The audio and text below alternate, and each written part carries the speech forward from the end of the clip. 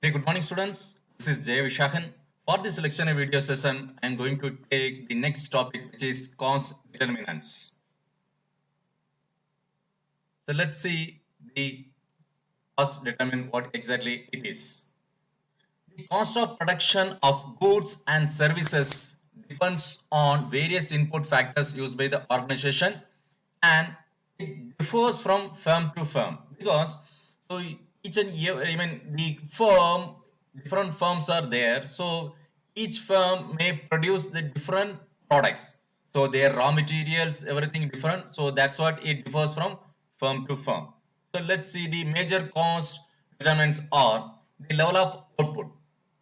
The cost of production varies according to the quantum of output. This is the quantity of output. If the size of production is large, then the cost of production will also be more. So it varies from the scale of production. If it is a small scale of production, then the cost of production will be lesser. And if the firm decide to produce more quantity, that is a large scale of production, then the cost of production will be more. So let's see the next one, the price of input factors. A rise in the cost of input factors will increase the total cost of production. Suppose increase in the raw material will naturally increase the total cost of production. Right? So let's see the next one, the productivities of factors of production. When the productivity of the input factor is high, then the cost of production will fall. Suppose the factory or firm which is producing is a large scale of production, the firm will purchase the raw material as in a bulk quantity. Therefore, the raw material cost will come down. So, in turn, the cost of production will fall. The size of plant. The cost of production will be low in large plants due to mass production with mechanization. That is the latest technology. By implementing the latest technology, the cost of production will come down. Next one, the output stability. The overall cost of production is low when the output is stable over a period of time. The cost of production is low when the output is stable over a period. That means it is for the short term plan. So for the short term production function, the output would be stable over a period. Right. Let's see next one, the lot size. Larger the size of production per batch, the cost of production will come down because the organization enjoy economies of scale. When a firm decided to produce more product, that is from the small scale of production to the large scale of production, the average cost, the cost of production will come down, that is decreases, right? So that's what I explained when I taught you the topic economies of scale. So the same thing is refers here, right? Next one, loss of returns. The cost of production will increase if the law of diminishing returns applies in the firm.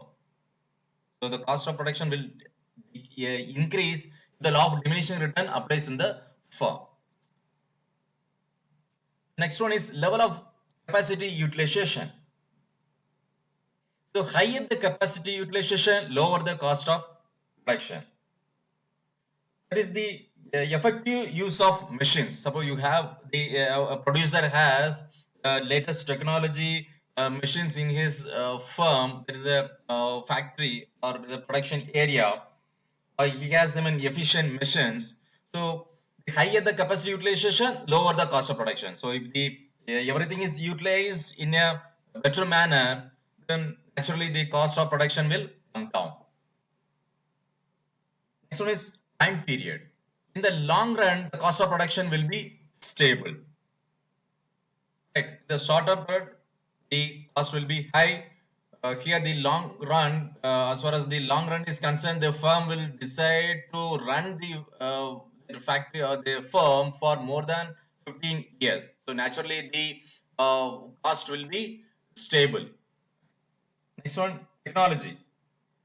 When the organization follows advanced technology in the process, then the cost of production will be low. The firm has to update or the cost of production will come down, because if you use the latest technology, naturally the cost of production will be low, because the suppose the old machine may produce 10 units per day. If you utilize the or you use the latest technology, the machine they per day the quantity could be more than even 20 or 25. So that's what it says here. Next one, experience. Over a period of time, the experience in production process will help the firm to reduce cost of production. That is nothing but experience is nothing but the skill. If an if a operator if an operator is experienced in one particular machine, he's used to that, he knows in and out of that machine, then naturally he will show his skill and exhibit to deliver more output. So in turn, it will reduce the cost of production. Right? It's a process of range of products. Higher the range of products produced in a firm, which leads to the cost reduction. Okay? So because the raw material cost will be come down, naturally the demand will be more than the cost per product will come down. Right. Next one, supply chain and logistics. Better the logistic and supply chain, lower the cost of production. When the proper supply chain and logistic is being maintained, and the quality is maintained and the demand increases, naturally the cost of production will come down. Next one is government incentives. If the government provides incentives on input factors, then the cost of production will be low.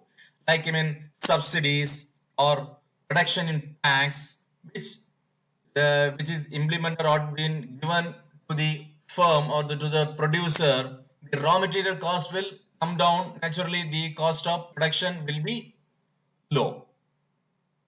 So I have explained the 14 points under the cost determinants. Hope you have all understood this. Thank you.